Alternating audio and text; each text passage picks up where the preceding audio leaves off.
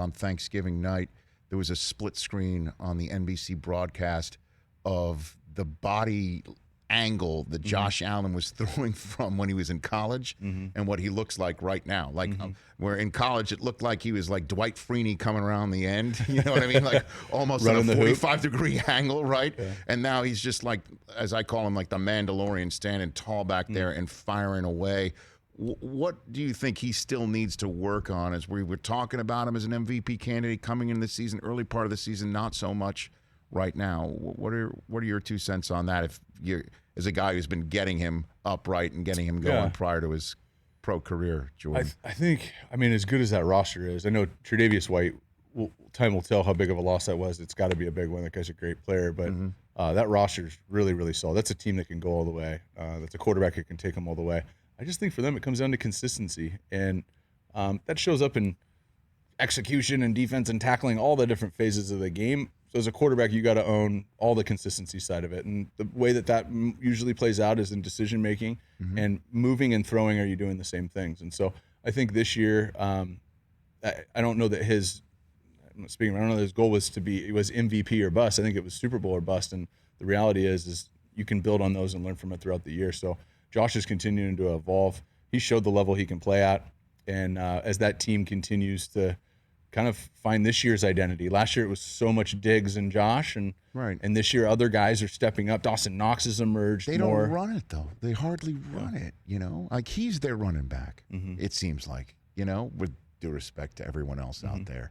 So I sometimes feel like so much is put on him, and he feels the need to do the proverbial do too much. Yeah, like is that a real conversation to be had between, you know, quarterback guru and prospect? 100%. I think when you play quarterback, you're in control of risk mitigation. Running back's not. Running back can fumble, can make a play, or can just run into the back of the guard and get 2 yards. But the quarterback's in charge of that risk mitigation, right? When am I going to press it? When am I going to be a little bit more conservative? And when you get the truly competitive, like the elite competitive, like the guy that I wouldn't want to fight, competitive guys, it takes time and reps to be able to really control that. And so in that moment, okay, so a couple years ago, I think they blew a lead versus Deshaun Watson and Texans, kind of took some sacks, tried to make a play that wasn't there. In the playoffs.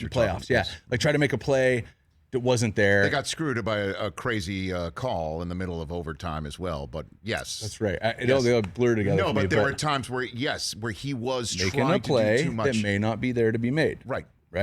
And so sometimes throwing the ball out of bounds is the best possible outcome for this play.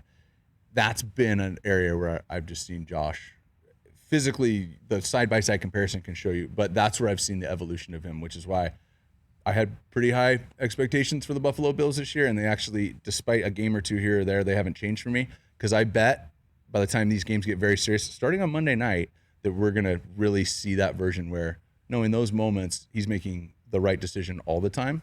Hey, you watched all the way to the end. Thanks for that. Watch more right here.